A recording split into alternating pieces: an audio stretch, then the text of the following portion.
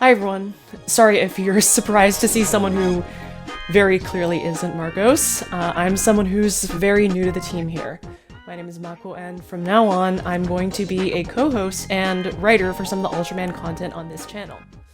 After Marcos asked me to help out with the Legacy of Shin Ultraman script, the next big project that I was assigned to work on was this: an overview of Tokusatsu distribution in the West. It's a bit of a mess, so let's try to break it down in a way that at least makes a little bit more sense. So, how are the big three players contending? Let's start off with Toei and their flagship Toku IP, Kamen Rider. Across both digital and physical media, 6 series and 3 movies have been released. Shed Factory has the 1971 original show, Kuga, Ryuki, and 01 available for streaming, all fully subbed in English. As far as putting out starting points for new fans, going with the first 3 shows of each era was definitely a sensible choice here. The Amemiya trilogy, consisting of Shin Kamen Rider Prologue, Zero, and J, are available on Toei's Tokusatsu World YouTube channel, and are planned for a physical release by Media Blasters. Additionally, Discotek has released both Kamen Rider Black and Black RX as Blu-ray sets. Agito and Faiz are also available on Amazon's Toku HD service, but aren't without their significant caveats. We'll get to those later. The toys are a different story entirely, but in a good way. Out of the 36 Rider series and 3 movies, 23 have their toys available for sale in the US, mostly through Bluefin. While these aren't full toy lineups that include DX belts, it's nice that Americans can get CSM belts for a lot of these shows. And arguably, the area that Toei is doing the best in terms of international distribution has to be their music. Everything from openings, endings, and even some insert songs for nearly every Rider and Sentai series across all 3 eras are available on major streaming platforms like Spotify. Some shows, like the recently released Kamen Rider Black Sun, even have their full soundtrack streamable. Genuine props to Toei here. They're definitely leading the pack compared to a lot of other entertainment companies in Japan. So before we go really into detail about all the things that Toei could be doing better, let's at least try to be fair to them and talk about the things that are more or less out of their control. Ever since Tsuburaya started simulcasting Ultraman on their YouTube channel in 2016, a lot of fans have been clamoring for Toei to do the same for both Rider and Sentai. Unfortunately, in Rider's case, some pretty messy copyright issues are what's getting in the way of that. Taka from Kotetsu Toys put out a great video a while back talking about some of these issues. But the gist is that the rights for Rider in its current state are split up across Toei, Ishinomori Productions, and TV Asahi. TV Asahi, having a vested interest in keeping their own viewership up, likely wouldn't approve of concurrent Rider shows being released on YouTube for free, while they also have the same show on their premium streaming service, Terasa. These factors make simulcast a very difficult and very unlikely prospect for Rider, at least from Toei's end.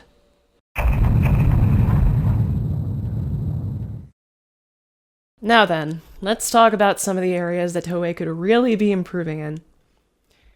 There's a lot to talk about here. In contrast to both Sentai and Ultraman, when it comes to Rider, there isn't really an individual company that Toei partners with for distributing the entire Kamen Rider franchise in the West. And that's really the main issue at hand here. While Sentai has Hasbro and Ultraman has Mill Creek, the copyright for each individual Rider show is licensed out on a per-season basis, leading to multiple companies buying up the rights for different seasons. A while back, Toku Chris created a thread detailing the massive hurdles that Toei sets for licensors that want to distribute Rider shows. Beyond the rights for each show being prohibitively expensive on their own, licensors are expected to fund all advertising and merchandising out of pocket, without any direct support from Toei. All of this effectively means that any company intending to buy up the rights to a Rider season, especially a recent or current one, has to also contend with taking a major loss on their investment. And that leads us to our ongoing issue of disjointed distribution in the West. Remember how 4 separate companies already own the rights to different Rider shows? With how Toei's licensing strategy goes, that number could go up even more if we just wanted more Showa, Heisei, and Reiwa shows available. With each show costing millions to license, no single company is going to want to cover all the cost of distribution unless it's for seasons with expected high returns, like Kuga or Zero One. On top of this, the disjointed nature of the international rights of rider shows means that the quality ends up being less consistent across different licensors. As far as Toei's in-house efforts with online distribution go, their go-to method is their YouTube channel, Toei Tokusatsu World. This is Toei's main platform that they upload all the international promotional material for their tokusatsu content. And they've got a pretty wide selection, ranging from mainstays like Rider and Sentai to more niche offerings like Soulbrain and Windspectre. The catch here is that for each series, only the first 2 episodes are uploaded and subtitled in English. This begs the question: if these episodes are intended to get new viewers invested in rider shows, or frankly any toku shows that they upload onto the channel, how are those same viewers supposed to watch the full series? To be fair to Toei, this kind of model at least makes sense on their Japanese channel, Toei Tokusatsu Official. But that's mainly because all the shows that they're promoting on their Japanese channel are also very easily accessible, both digitally and physically in Japan. Given that most of these shows were uploaded over 2 years ago to their international channel with no follow-up, it's pretty difficult to see this as anything but a relatively non-committal move without any long-term plans. So, how do Toei's partner companies fare with this? To their credit, the shows distributed by Shat Factory and Discotek show off some really promising results. The rips that they've received from Toei are seemingly pretty good quality, especially in Black and Black RX's case, where they can show off that visual clarity on the Blu-rays better. And the subtitle quality seems pretty consistent, with positive feedback to show for it. So, that leaves us with the elephant in the room. Toku HD. Upon their initial launch on the platform, both Agito and Faiz lacked English subtitles. In Agito's case, this was for every episode after 25, and in Faiz's case, this was the entire season. Negative reviews from 2020 and 2021 all cite these as some of the main criticisms of both series. English subtitles were added to both series 5 to 6 months after launch, but these were still heavily criticized by reviewers for their poor quality, even being called below Google Translate quality by one particularly disgruntled reviewer. As of the writing of this video, these subtitles have not been fixed. They're riddled with grammatical errors, misspelled words, and mistranslated phrases. As for the reason these subs haven't been fixed after 2 years, we'll get back to that in a bit. So, in a situation like this, who exactly would Western Rider fans be expected to turn to resolve these issues? Especially given Toei isn't really known for having the most direct means of communicating with their international audiences. This brings us to Team Rider, recently rebranded as Team Kamen Rider, the main PR, marketing, and communications liaison for Rider in the West. They would handle community outreach through surveys and live streams, gauging interest in what kind of toys were in highest demand or which shows were the most popular. Team Kamen Rider is also, incidentally, who fans were expected to go to in the event that there were any issues with Western releases. So, naturally, this extended to problems like the Toku HD subs as well. By May 10th, 2021, Team Rider had received so many complaints from fans about the state of subtitles on Toku HD that they issued a statement where they mentioned notifying Toei about the issue and reviewed the subs themselves. It's possible that this is what led to Faiz receiving subtitles from episode 25 onwards, but the issue of subtitle quality has yet to be addressed. It's difficult to say if the fault lies with Team Rider or Toei themselves, but in any case, the lack of communication between the two and the lack of action taken doesn't really reflect well on either side. This statement also opened up a huge can of worms for Team Rider. Mainly the use of the global Satsu hashtag. Team Rider's own Twitter bio says that their area of focus in expanding Rider is in the United States. And apparently, that's meant to be taken very literally. If you've been watching so far and thought that the state of Rider distribution in America was lacking, well, it's almost non-existent in Europe and Australia. While it's true that the initial episodes of different shows uploaded to Toei's Tokusatsu World YouTube channel are available internationally, the other digital options are much, much less consistent.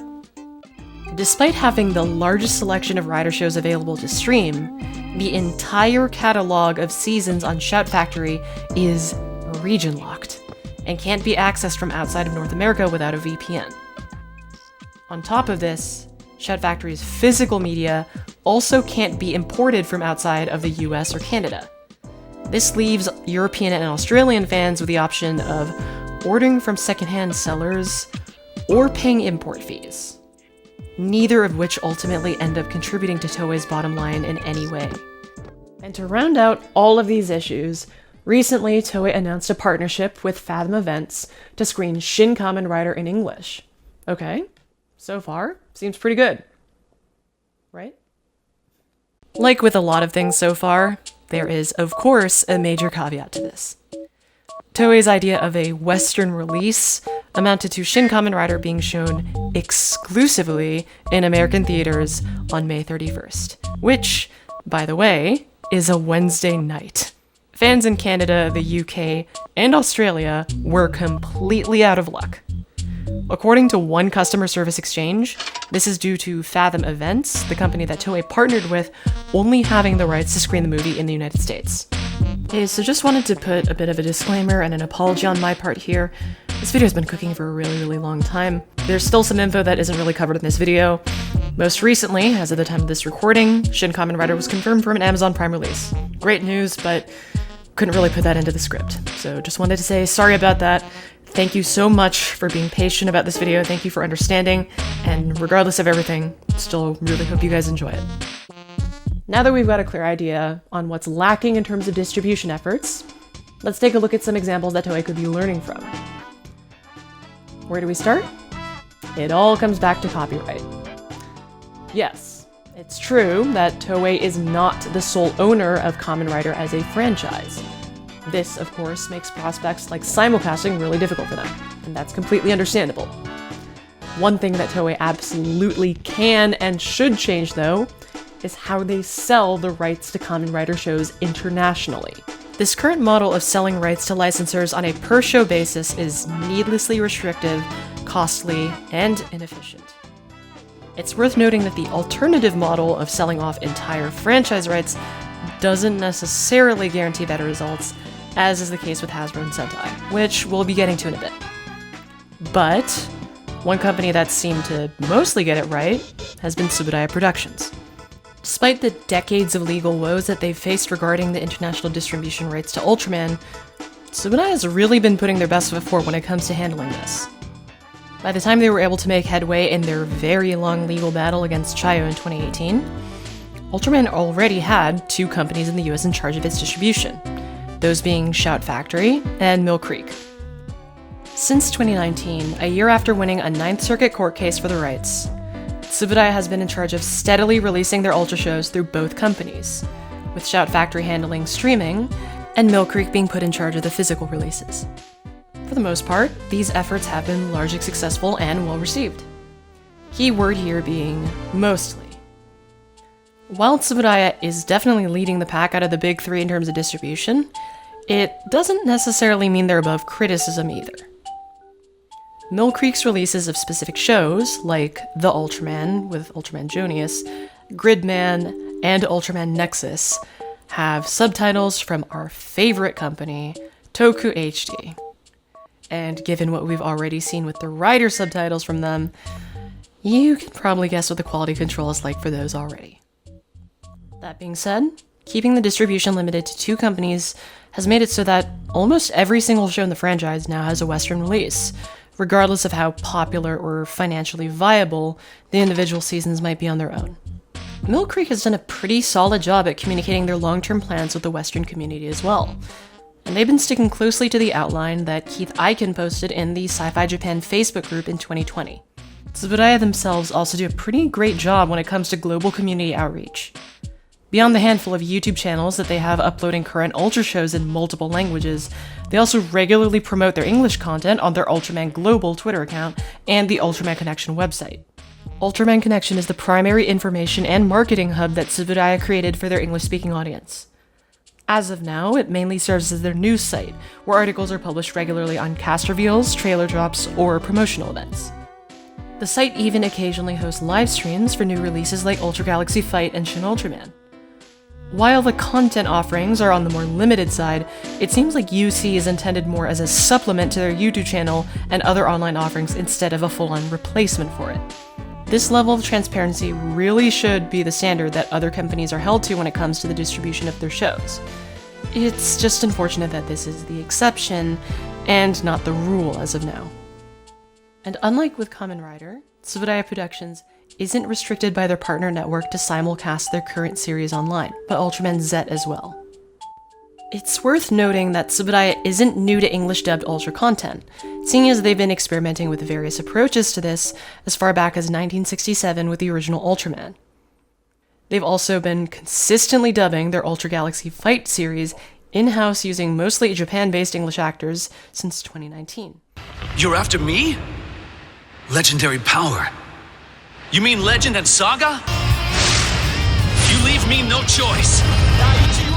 And to top all of this off, Tsuburaya announced on April 21st that their upcoming 2023 series, Ultraman Blazar, would be released online with an English dub.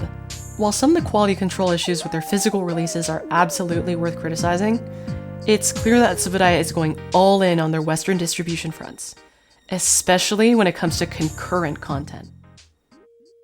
Ironically enough, we can see what this approach would look like through one of Toei's other flagship Toku franchises, Super Sentai. In contrast to how Rider as a franchise is handled, the distribution of Sentai in the West has been considerably less convoluted, both for better and for worse. As of 2018 onwards, Hasbro purchased the rights to Power Rangers, which included a partnership with Toei that was inherited from Saban Brands. As a result, Hasbro has been responsible for the distribution of Super Sentai in North America for the past few years. So, how have they been doing so far? When the acquisition first happened, not well at all. Saban's partnership with Toei in 2014 enabled them to start releasing Sentai seasons on DVD through Shout Factory, and this deal produced some pretty promising results, with several Showa and Heisei seasons, starting with Kyoryu Sentai Zyuranger, being released over the next few years. When Hasbro inherited the rights to Sentai distribution in 2018, they stopped the release of English Sentai distribution entirely, resulting in a 4-year content drought. While there's been some speculation as to the reasons for why this was, there's yet to be any official word from Hasbro on why this content drought happened in the first place. It wasn't until the 2022 release of Chikyu Sentai 5-Man that the DVD sales resumed under Hasbro. With the combined works of the two companies, the available Sentai library stands at 15 in DVDs and 13 available for streaming on Shout Factory. So in terms of the current situation, things seem to be back on track, and Sentai fans have a solid selection to choose from. There are, however, some caveats to this. Fans have pointed out certain releases have quality control issues on them, such as 5-Man being restricted to closed captioning only, or Zyuranger having timing issues with the subtitles. Following the release of the Deca Ranger DVD in February of 2023, similarities between the official subtitles and fansubber Burn to Delta subs were brought to light. Beyond multiple lines being translated with similar wording, the official release used proprietary terminology that had been created by Burn to Delta, leading to speculation that a new, possibly less experienced company had been contracted by Shout to handle the subtitles compared to previous releases. It is very much worth noting that Burn to Delta has specifically mentioned that they do not want this to become drama and do not want people to contact Shout on behalf of them. This information is just being mentioned here for the sake of creating an accurate record of events. Overall, while the quality control issues on both the distribution of Sentai and Ultraman shouldn't be ignored or excused, they both represent important examples of how a unified distribution effort can lead to greater output. While the content drought that Sentai fans endured shows the potential drawbacks to such an approach, the end result has shown to be more effective than the comparatively decentralized approach that Toei has taken with Rider. Recently, Toei ended up confirming a lot of speculation about their Western distribution efforts through their 2023 New Wave presentation, a yearly report that outlines a lot of their business goals and strategies. Two very important pieces of distribution information were made clear from this presentation. First, Toei considers their live-action content, which includes Tokusatsu, to be a secondary priority for global distribution, with their animation IPs, like One Piece and Dragon Ball, taking up the forefront of their efforts instead. On top of this, Toei specifically differentiates their distribution efforts between Asian and Latin American countries versus the English-speaking world, with their Tokusatsu content not being shown as a priority for the latter. On the bright side, at least Latin America is considered a primary target, so, good for you guys. These aren't exactly shocking revelations for many Western Toku fans, but they do clearly outline Toei's reasonings for their limited release strategies. These points reinforce a mentality from Toei that was first revealed in an interview from July 25th, 2022 on Futo PI. Riku Sanjo, the head screenwriter for Futo PI, was quoted as saying, "Animation is strong because you can export it overseas without altering anything," alluding to the reasoning behind their prioritization of animation distribution over live-action content. The last thing we'll be going over is Toei's ventures into expanded media. This is effectively everything that isn't a part of their main TV shows or movies. In other words, mostly reading material. Titan Comics is the company that Toei's chosen to partner with in this regard, and they've been responsible for publishing the Kamen Rider 01 comics and the English version of the 2014 Kamen Rider Kuga manga. While certainly ambitious, these two have their own sets of issues that are really worth going into detail about. And from someone with much, much stronger opinions than me.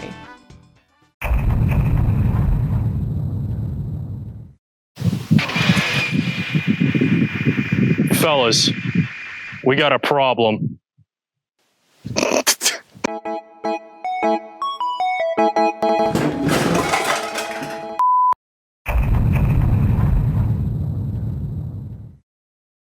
All right, now let's dial it back a bit before we get into the meat and potatoes. Recently, we've been getting a short comic series centered around Kamen Rider 01. Now, why does 01 get the privilege of having his own English comic and not the others? It's probably since 01's the first rider of the Reiwa era, so it gets the parade of roses over here. But that's just speculatory. But Dawn, you ask, is it good? No, it's unceremoniously bland and by the numbers in every way. It's clear the bigwigs on the team barely paid attention to the show or even know what they're writing. We got errors of all kinds. We got printing errors, I can't even read what that bubble is. Translation errors, and the wrong progress keys being used altogether. This honestly reads like they only watched the first couple of episodes and had a half-assed guidebook to refer from, and then 2 Spider-Man comics to boot.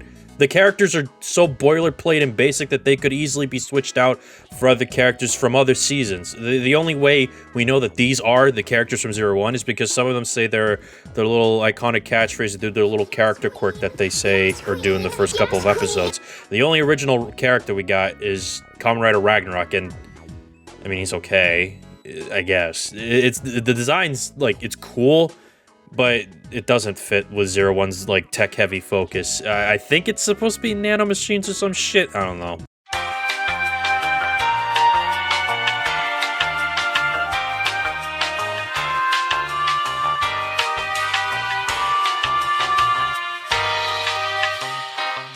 The art style is also pretty bland. There isn't anything distinct that stands out. It's just, half-assed hyper-realism, and the action is meh.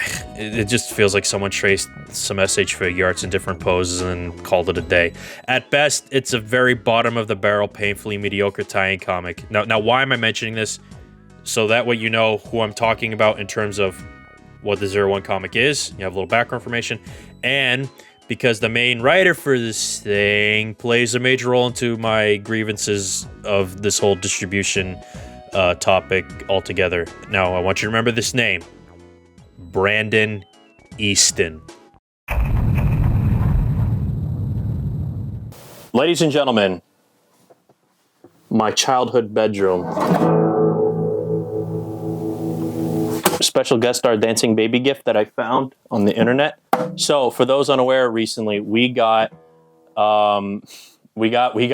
All right, we got the U.S. release of the Kamen Rider Kuga manga. Wow, it's not good. It's not good. There's a lot of issues with it. But I could just sit here all day and strumming this instrument I don't know how to play, right? And be like, that shit, piece of shit. But no. I'm gonna give the floor to someone that could give a far more educated perspective on this. And because y'all liked her from part 1, please welcome Mako. Hey, yeah, this is Mako here. Thanks for having me, Don. Just want to clarify something right off the bat. I am not an industry professional. If you want professional opinions, there are plenty of people giving their 2 cents about the issue right now. I've just got a background in doing some translation for Dojin or adding English subs to Japanese videos. That's pretty much it. Just stuff I do in my free time. But even with that, I still know when I see a bad translation job, and this is most certainly one. Let's start off with the parts everyone knows about at this point. The super stilted lines that sometimes don't make any grammatical sense.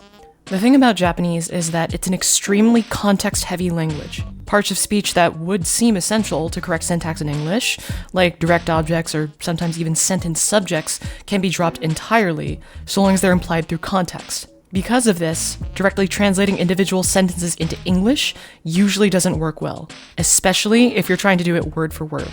Take this panel that's been circulating around, when Harada is first confronted by his so-called goddess. I'll be honest, this is a really, really tricky line to directly translate, and I don't even think it's worth trying. Harada is speaking in a very specific, pious, almost cultish way here. I guess, you could reasonably interpret it as being him going like, "Oh, great one, I am not worthy of your presence," or something along those lines, but even then, that still comes across as, pretty awkward in English. And also, the page cuts him off before he's able to even finish speaking. There is a verb that's sort of implied to be following up what he's saying there, but it's never shown on page. So, it's really, really hard to directly translate what he's saying. In my opinion, just so long as you get the meaning of what he's conveying across in English, that's what matters. And that's why I think the Argentinian release had the right idea here. What they did was they just changed the line to something else entirely different, but it makes as much sense in the same context. The official release tried translating the line word for word directly, right down to putting the words in the exact same place, and it doesn't take into account the syntactical differences between English and Japanese. It doesn't take into account the missing context for the fact that the sentence isn't complete. So it just ends up as this really, really awkward mess. So with lines as stilted and robotic as these, it seems pretty clear-cut that this was just a botched machine translation job, right? Someone just slapped all the dialogue into Google Translate haphazardly, and that's how we got stuff like this. The thing is, I'm not completely sure about that. Between all the super robotic speech here, there are some lines that I really don't think could have been machine translated. In this example here, these definitely aren't the words that I would have personally gone with, but no machine translator I know would have spit out "tsumaran yatsu" without including the word boring. This is because machine translation tends to have a very, very strong bias for translating stuff literally without ever relying on slang. The word choice here gives off kind of vaguely early 2000s fan scanlation vibes. By that, I mean, it seems kind of weird for a police chief to be using the word dweeb, but it definitely has some degree of intentionality that machine translation can't replicate, as far as I know. And then to top it off and make it even more confusing, you've got weird in-between instances like these, where some lines are grammatically correct, but they don't make sense for a character to say. The phrase "yurusenai" can literally translate to "can't forgive" on its own, but it can also be "can't allow," "permit," "excuse," or any number of other meanings depending on how it's used. In this specific context, saying this about a serial killer that you have no personal connection to definitely feels a little bit off. Even just saying that the actions are unforgivable would work a little bit better here. but you'd be more likely to see this as something along the lines of, he can't get away with this, if you're trying to sound more natural. This is both a very common rookie translator mistake and also a very common machine translation mistake, so I'm really not sure which applies here. So originally when I was recording this, my main hypothesis was that Titan or Stonebot got someone inexperienced for this job, but now that the main translator has been revealed to be Jonathan Clements, we've got new info to work with here. Based on his Anime News Network credits, this guy's got a ton of industry experience in translation, but this is seemingly his first work that's been met with controversy or backlash. So this begs the question, how could a seasoned professional with decades of experience put out work this inconsistent in quality? Keep in mind, this is still speculation on my part, but I really think this all reeks of mismanaged deadlines and resources. Even professionals can make mistakes. Given especially poor conditions, they can make a lot of mistakes. You see this with crunch in the animation and games industry all the time, where even studios with decades of experienced workers can still churn out messy, sometimes even broken products if they're too rushed or not given enough funding. Given how Stonebot stated they wanted to go in a different direction to make the book look more similar to current manga localizations, it's entirely possible that they had someone different working on the previews during early 2022, then brought Clements on as a replacement on short notice. While nothing here is definitive, please don't harass Clements or any other staff involved in this. We can't be sure this is the fault of any one person, so it's really not worth starting witch hunts over. Translation can be really stressful, really grueling work, and I doubt anyone involved here wanted this end result. None of this excuses the poor quality control on this translation, but the best that we can hope for is that drawing attention to these mistakes and the conditions that created them can help prevent them in the future. Wow, Dancing Baby. I can't believe it. You saved 74 children? Oh, hey. You want to know something I can't stand? Emotionally stunted man children who can't take valid criticisms. Oh my God. You hear that? He's here. He's here. He's here. It's the shitty CGI opinions bird from Labyrinth. And what does he have? What is it? Let me just reach into the TV really quick. What's this? Oh my God, it's Brandon Easton's really crappy tweets. Wow. That means I've been gifted with eternal youth and an aneurysm. Brandon, your time has come. Brandon Easton went up to bat for Titan and Stonebot when they were under fire for the manga, and his batting record looks about as great as the Red Sox during the Curse of the Bambino. At TLDR, he said, "We should sit and shut up and sit pretty and just buy product. Don't ask question and consume product." That's rich, coming from the guy who wrote Literal Ass. Why the hell am I bringing this up? Simple. This is one example of the majority of key players at the forefront of the Western movement. They all say the same sentence. Buy this product to show them that we want the product. It's like, yeah, no fucking shit ass hat. Yeah, I'll buy the product. I'll buy the product if there's fucking product to buy. Because I want to buy product, but there's fuck all for product right now. There's nothing. There's nothing, but it's okay, guys, because we did it. We fixed it. They're going to fix the manga. No, they're not. Because guess what? Stonebot or Titan, they're gone. They erased Kuga from the library. They're the fucking face of the earth. My parents are calling me. What? Oh, shit! My chiropractor just called. I'm getting my spine fixed. But where was the resource allocation the first go-around? That's another thing I want to get into. The fucking resource allocation. It seems like a lot of the time and money has been put towards trying to get new people into Kamen Rider. Oh, so we get to watch the shows legally now, right? No, we get a talk show that lasted one season. Would have been nice if they used that money to, I don't know, secure the rights for another Kamen Rider season. Here's a fucking thought. You want to know how you get more people into Tokusatsu? By releasing Tokusatsu. I literally wouldn't be on this channel if it weren't for the business model putting shit out. It's how I got into Ultraman. I kept hearing online, like, oh, the Ultraman, it's at the Best Buy. You could go get it at the Best Buy. I'm like, huh? And would you look at that? I became an Ultraman fan overnight. It's almost like making the media easily accessible gets new fans. Whoa. To touch briefly on Mill Creek, majority of the releases have been pretty good, save for a couple of issues that people more technically inclined will notice. On the subject of Mill Creek, let's talk about communication transparency. They told us what they were going to release for the next 3 years, what they had rights to, other Tsuburaya shows that were on the table, and what they couldn't obtain. So let's keep this simple. Let's just ask the one big question. Did everything they say in the documents happen? Yeah, I'm looking at it. It's on my fucking shelf. Like, count it. 1, 2, 3, 4, all of them. It's all there. Everything they said, it's there, and then some, and beyond. It's incredible, actually. Personally, I just think it's astounding how we knew through and through what Milk Creek's release plans were, which is clearly a far cry what we're getting from Shout Factory here, and Toei by that extent. Now, I could sit here all day and compare and contrast what Milk Creek is doing well versus Shout Factory, or how Toei or Tsuburaya are handling distribution and try and speak for the community, but why do that when I can just go and ask the community myself? But first, I needed to put on a disguise, because I would clearly get recognized for my universal status, because everyone knows who I am. So I'm here with? Name's Audrey. I'm here with? Jules. I'm here with Shocker Grunt number... I'm here with Shocker Grunt number 73. So I'm here with... Steven, I'm Ron. Hi, Steven. I'm Don. Very good friend of mine. I'm here with Calvin at Metalucia, Twitter organizer of the MomoCon Tokusatsu Power Rangers cosplay photo shoot. So, what are your thoughts on rider distribution here in the West? I am loving that it's getting more attention in the West. I mean, like, it's even plainly here with all these people around, you can see Kamen Rider has a huge effect in the US alone.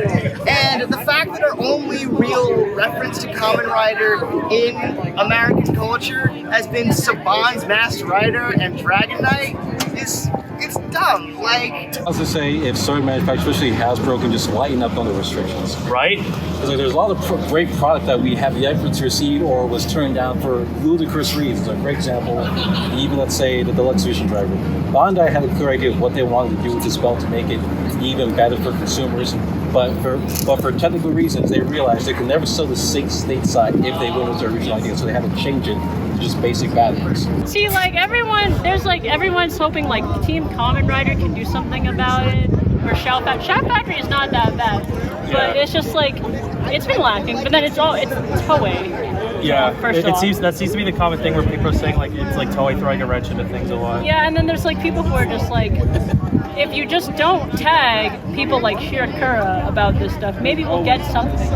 You're not supposed to know about Trinity. Yeah, you're not supposed to know about Trinity.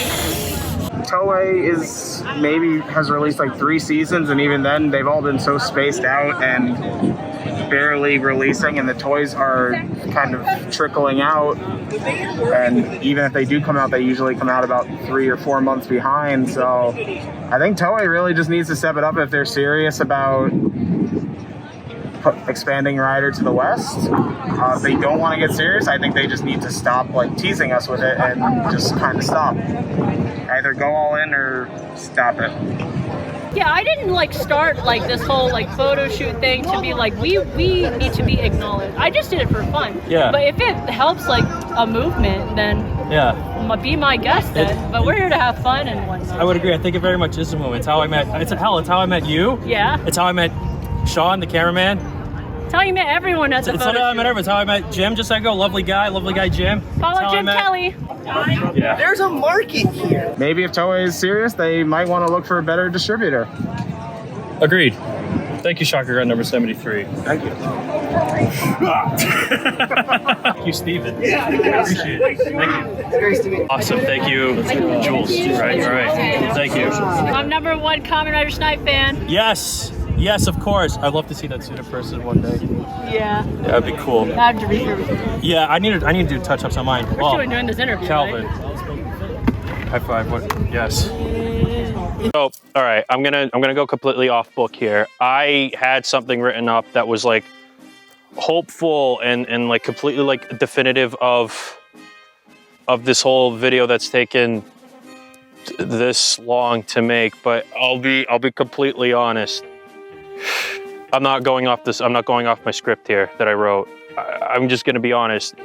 This whole thing with how Tokusatsu is being distributed is a completely, at least on the side of Kamen Rider. Ultraman, you seem to be doing pretty okay. I mean, hell, I think it was like yesterday at the time of this recording, we just got announcements of the North American retail release for Blazar toys. Kamen Rider is completely chaotic. I even know stuff that the public doesn't know. But all that I can say is, you gotta keep fighting, I think. I think if we just keep going the way we are going, I think no, it's fucking stupid. But like, as you can see, like if one day it could seem like, oh yeah, no, they don't care about Kamen Rider, right? And then we get like a second showing for Shin Kamen Rider, albeit on a Monday. The fuck goes to the movie theater on a Monday? Certainly not me. I have work. But I think just the general like scope of it all is that this is a constantly ever-changing beast. And the only thing that I could say that is definite, and this is me going on my script here, is that we, the consumer, hold the power to change all this. Look what happened when we yelled at Titan and Stonebot. We yelled at them enough, and well, at least I'm hoping they're getting the ball rolling on this, on fixing all those translation issues. You know, talking about like crap subtitles, or talking about, once again, fixing the manga issues, or just trying to get more rider distributed. Now, a common thing here, it does seem to be so much so the US distributor side of thing. It's mostly Toei just making everything completely impossible, as you can see based on people's general consensus from the interviews that I did at MomoCon. But all I could say is that we just got to keep fighting, and that's the only thing I can say. It might not even be the answer you want to hear. You just got to fucking yell at them a bunch. And with that, I'm Dawnbreaker, and I've been keeping a jar of flesh-eating bacteria under my bed. Thanks for watching this video. I'm Dawnbreaker, and all the plans to distribute Kamen Rider on this laptop.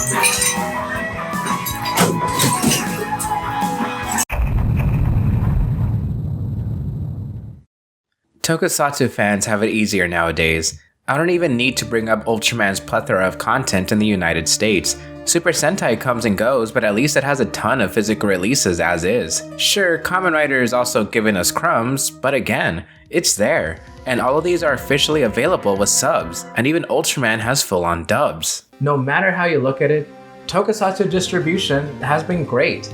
Yes, it could be a lot better in some areas, but it's still much more than we've had in the past. However, these official releases are only recent, and as niche as Tokusatsu is today, fansubbing is important, even though it's kept an open secret. I know bringing up fansubs can be considered taboo for someone with more than one follower on Twitter, and I've even held back on ever mentioning where to watch Toku on this channel. But I figured enough is enough.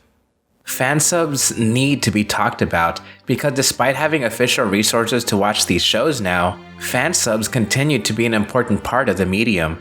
That might be a crazy statement, but bear with me. I've been watching Tokusatsu for over a decade at this point, not counting the time I grew up with Power Rangers. When I first started watching Tokusatsu, specifically with Super Sentai, I didn't really know any of the details when it came to fansubs. I just knew that these words were on the shows, and I found out where to watch these on fansubber websites, and that was pretty much it. I never really questioned anything besides that.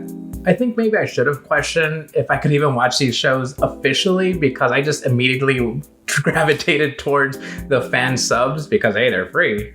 But then over time, I began to understand maybe I should really learn who were fan subbing these shows. For the sake of keeping certain groups safe for reasons I'll explain in a bit, any mention of them in these comments will be muted. It should also go without saying to not tag anyone mentioned here. Before we get to that, you might have a burning question, which is, what is the point of this video? Or even, what is the point of the Toku distribution series? Because everyone knows fansubs are important. Fansubs keep the community running. Without fansubs, we almost literally would not have a community. But there's been one phrase going throughout my mind, going throughout a lot of your minds, I hope, which is, Toei can do better.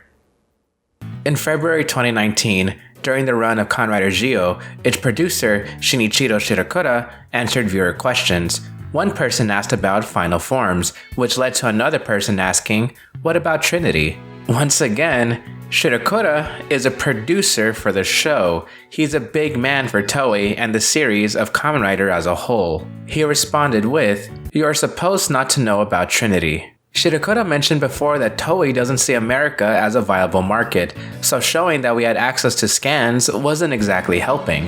Toei was cracking down on scans and leaks before this, but this incident just added to their strictness. A couple years later, almost out of the blue, one fansub group received a cease and desist letter, seemingly from Toei. This caused another fansub group to hide all of their Sentai and writer subs. Shirakura said he hasn't heard of this incident, but, you know, correlation, causation, and all that. The easiest outcry for the fan base would obviously be, oh my gosh, Toei hates us. Oh my gosh, why doesn't Toei bring Kamen Rider to the West? Trust me, I know. This channel got taken down twice. It's gotten more strikes than you can imagine. Other TokuTubers had channels taken down and plenty of strikes and all that. I know. I've seen plenty of people bring up that content creators or really just Twitter, social media, anything gives free exposure to these shows, whether they're fan subs or really just content from like me or any of my friends or really anybody. It's free exposure. So why does Toei seem like our enemy? Why do they seem like they want to bring us down at every possible chance?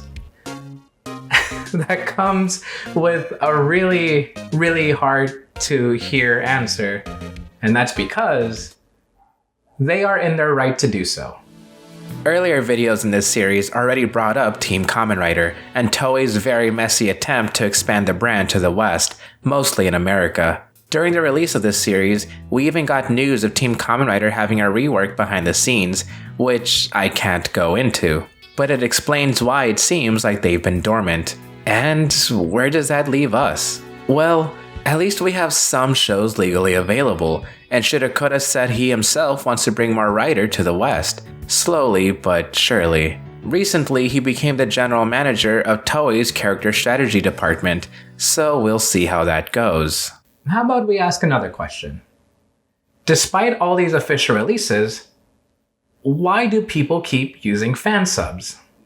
I believe there are two reasons fansubs still have a place within the sea of official media, those being libraries and recency. Most of these groups have been around for a while, and with that comes a collection of various shows, both within the big three of Toku and some of the more obscure series. This combats the recent release output of shows. Using Rider and Sentai as examples, Sentai's releases are still within what some would consider early Heisei, while Rider has a patchwork of various shows with no rhyme or reason, except for popularity. This leads me to the second point, recency.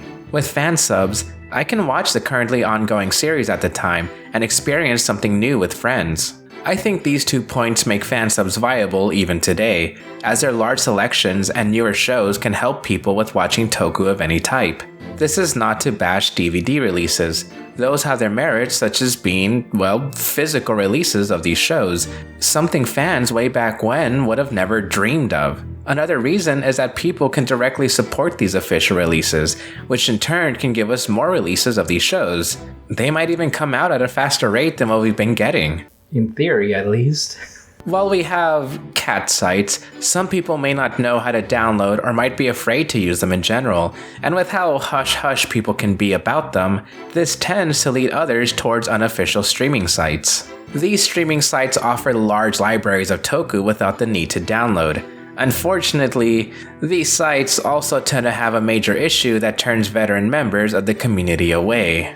These sites tend to take these free fansubs from people who donated their time and energy just to give you these subs to you, the viewer. And they take these fansubs and ask for donations, and the fansubbers don't see a single cent from it. I don't even think they get mentioned most of the time. They just get put up on the site and that's it. To some people, you may not care, you just want to watch the show, but I don't think that's a good reason. I think it's still right to at least appreciate and respect all the work these fansubbers are doing for free. While this can just be looked over, certain other fun sites lock away features behind a subscription service, like high definition and no ads, while using these stolen fansubs. They'll even break up the episodes into parts to maximize ads.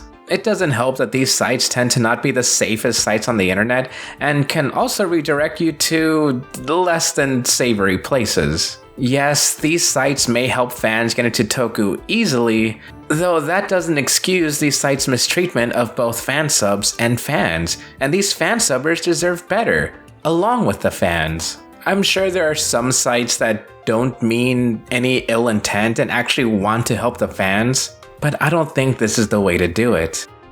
I don't want to talk down to people who absolutely, for some reason, refuse to use torrents and refuse to just get these fansubs directly from the fansubbers. I don't mean to talk down to them, especially if you want to use these fun sites. I just want the fansubbers to get the respect they deserve. In fact, in preparation for this video, I interviewed a fansubber. Let's introduce Flame Subs. Okay, so my name is Flame. Mostly find me on Twitter. I do fansubbing since, the last 3 years, I think. Kamen Rider is a pretty niche franchise. Until recently, we didn't get much official releases of any kind. So in that context, I believe fansubbing is pretty important. I myself wouldn't have gotten into Kamen Rider if not for old fansubs I managed to watch. It helps. It's a gateway for newer people to get into the fandom also. How do you feel about Toei being more strict on fansubs? Well, personally, as a fansubber, it does make things a bit tricky, maybe. You have to figure out what you can or can't do, even more so than before. Mostly, it's all well within their right to do it, so there's not much for me to say. I think everyone should at least be united in the fact that we are lucky to even have fansubs. We should support fansubbers too. Thank you so much. It means a lot to hear that from a fansubber especially. No problem. Here's another story. Ever heard of Little Karibo? Maybe you've heard of Yu-Gi-Oh! The Abridged series. In the geek world, such as me being in this geek world, Yu-Gi-Oh! The Abridged series is a huge, huge deal. And Little Karibo, the creator of this series, got into Kamen Rider recently. This, of course, caused a big wave in the community. Here comes a giant content creator outside of the Toku circle, and he's into our niche show? I mean, James Rolfe, the Angry Video Game Nerd, also brought up Kamen Rider once, but I think this is more direct. Little Karibo actually was talking about Kamen Rider on Twitter, so there you go. I won't go much into what the fandom thought, cause wow, those comments. But one comment did stand out. Is it available legally? As much work that gets put into fansubs, they're still in a gray area. And not everyone likes to use torrents or previously mentioned shady, fun sites. There are people who still want the legal means to watch these shows, and if only a few of them are available out of a 50-year legacy, then something might be wrong. Now for one of the most important aspects about fansubs, probably the most important element that I don't see too many people ever bring up. Fansubs are some of the only ways to watch these shows. It's difficult enough to find certain shows in this niche, and that makes it almost impossible to find sub-toku. This point is pretty straightforward, so I won't dwell on it any longer. By the end of it all, fansubs have helped grow a community. They helped create a community, especially when we're not given current shows. Toei can do better. But will they? Only time will tell. Please support 01, the official release. It's really good. And it may seem like we're done here, though we've been bringing up the physical releases since the beginning of this series. So, it's now. Now is an ever-present concept that we must abide by naturally. And now, we have a whole bunch of Ultraman seasons on home video with complete English subtitles. That sounds awesome! The availability of any Ultraman season beyond Ultra Q through 7 before now was fairly sparse and case by case. For one, we have special exceptions such as Ultraman Towards the Future, an Australian production with syndication and media in the United States, as well as Ultraman Tiga, which was opted to be completely subtitled by Funimation instead of releasing the 4Kids dub. Seems a little intentional if you ask me, but regardless, you can't really complain about Tiga being completely subtitled. Also, through Shout Factory, we got Ultraman Leo, the Showa season at the very end of the classic era that was conveniently omitted from the 76 Chayo agreement. Though, with the Showa seasons, they all had issues that definitely made their viewing experiences fairly problematic. For the Chayo-produced Ultra Q, Ultraman, and Ultra 7 releases, the video masters were subpar, subtitles weren't synced properly, if not poorly translated, and it's pretty clear that their priorities weren't in the right places. And Ultraman is a pretty special horror show. Included is the original English dub, albeit coming from fan recordings, meaning that the sound quality straight up sucks after the first 3 episodes. And even when watching the dub, it seems to flip back to Japanese audio with subtitles, indicating that they weren't accounting for edits made for television broadcast. Then there's the quote-unquote remastered sound effects, where stock sounds replace the original explosions and booms from the original soundtrack. The problem is that these aren't coming from the same sound libraries that old Tsuburaya and Toho productions used, which are still available to this day. It's a pretty bad time overall. Despite the problems, this DVD seems to have gotten pretty far in terms of the US market. I don't have it anymore, but when I was a kid, I bought my own DVD of Volume 1 of Ultraman from Toys R Us. I noticed things like the audio jumping from English to Japanese, but I sincerely thought that the remixed soundtrack was the original. And just this past month, I went to a store in Little Tokyo that specializes in vintage kaiju vinyl figures. And I had to take a picture of this magnificent Cicada Man figure, you know? So the lady working there, bless her soul, said to me, "Hey, check this out," and put Ultraman on a big screen right above the entrance, which I didn't notice until she turned it on. To my surprise, it was the 2006 BCI Eclipse, Golden Media Group, Tiga, UMC, Chayo, Your Mom, My Mom, and a few other companies. We'll get to that. Series 1, Volume 1 DVD, playing episode 14.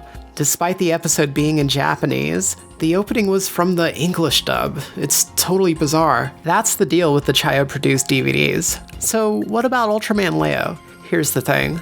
The subtitles are alright, they get the job done, but the audio totally kills it. There's no updated sound effects or anything, but it's the score itself. There was an attempt to overlay the show's music with higher quality tracks, but they're out of sync with the show itself. Whether it was an effort to emphasize the sound that isn't remastered or not, it makes the entire viewing experience pretty tedious. So that's where we were at.